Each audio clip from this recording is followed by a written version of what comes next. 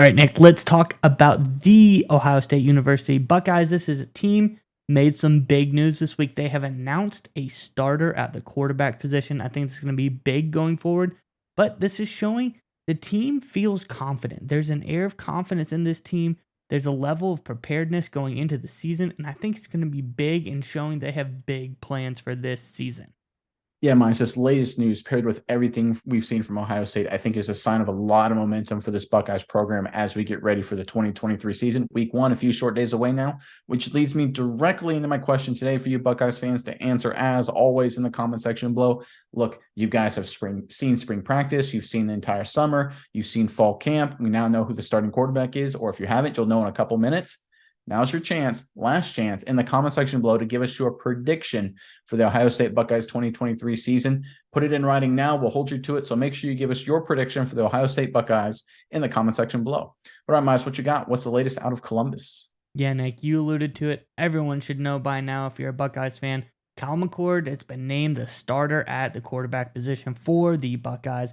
I think this is a big move going forward. Let's get into the article, get the facts out of the way, and then we'll discuss afterwards, Nick.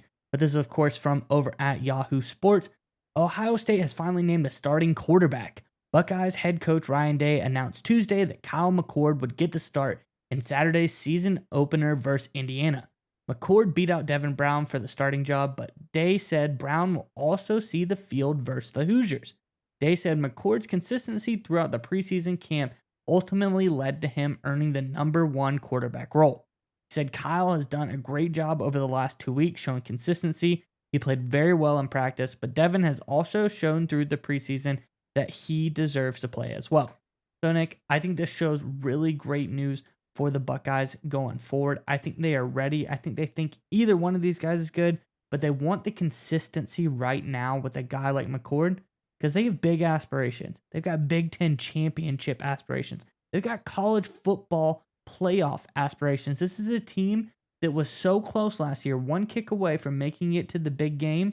And I think this is a team that's ready to run it back because they are still fully loaded and ready to go. But Nick, what do you think about the news? What do you think about this team's chances at the college football playoff? And what do you think this means for the Buckeyes going forward?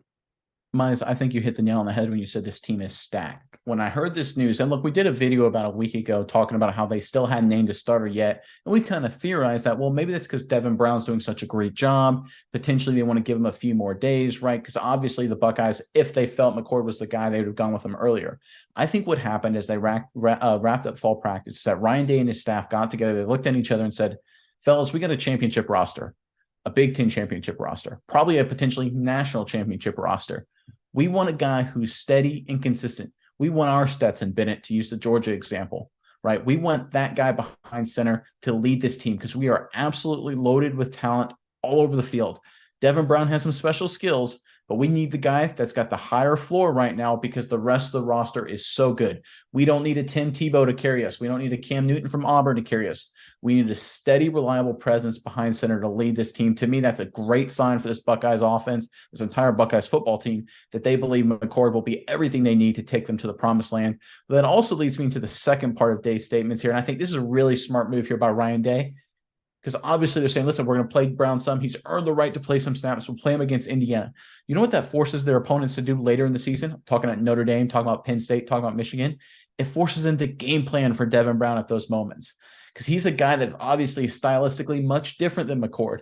And when you've got defensive coordinators, when they have to game plan potentially for two different kind of quarterbacks, it creates all kinds of problems. So that's a really smart move by Ryan Day, saying they're going to play Devin Brown, and I have no doubt they're going to play him against Indiana, probably against Western Kentucky as well, probably against Youngstown State as well. Give him a lot of reps and force the defensive coordinators of Penn State, of Michigan, of Notre Dame, of Michigan State, of Maryland, their whole rest of their schedule have to prepare for both quarterbacks. I don't think they're going to do a two-quarterback system. I don't think that's what Ryan Day's plan is, but it's a really smart move to force their opponents to prepare for everything. A very Bill Belichick move of the New England Patriots, to be totally honest.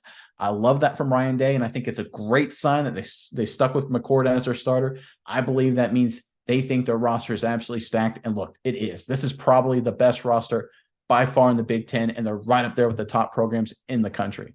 Yeah, Nick, I think this is a really great team here. And I like the analogy you make about Florida. It's almost like, McCord is the Chris Leak, Brown is the Tebow.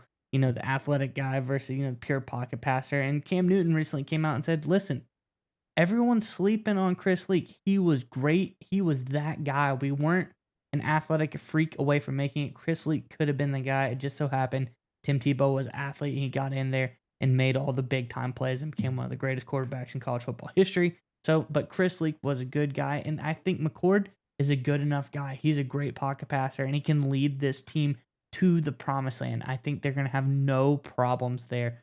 But like as you said, I love the Brown aspect of that little bit of a mind game. You can't bring everybody, rush everyone at McCord every single play, because you always have that thought in the back of your head.